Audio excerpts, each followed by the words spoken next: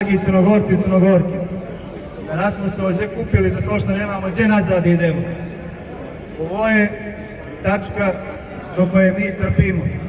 Vrijeme za dijalog je isteklo ili ga je vrlo malo ostalo. Ova grupa će samo da raste. Ovo je prvi u nizu skupova koji će da bude. Prema tome, svi koliko vas ovdje ima, popričajte sa vašim ukućanima, animirajte ljude. Sljedeći skup će da bude u ponedeljak u 8 sati. Nema nazad. Ostajemo na ulicu dok ne završimo ono što vjerovatno lideri nisu u stanju da završe.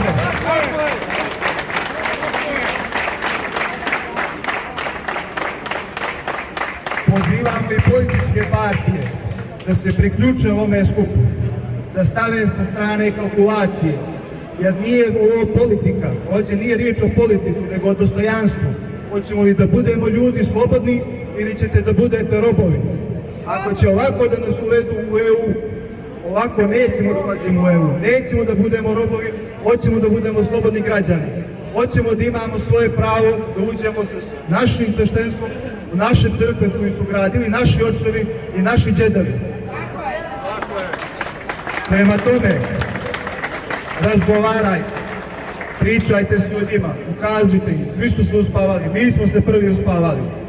U ponedeljak ćemo se okupiti, bit će najava, vjerovatno kad bude malo hladnije u 9 sati ćemo se okupiti. Pozovite ljudi i neka svi dođu.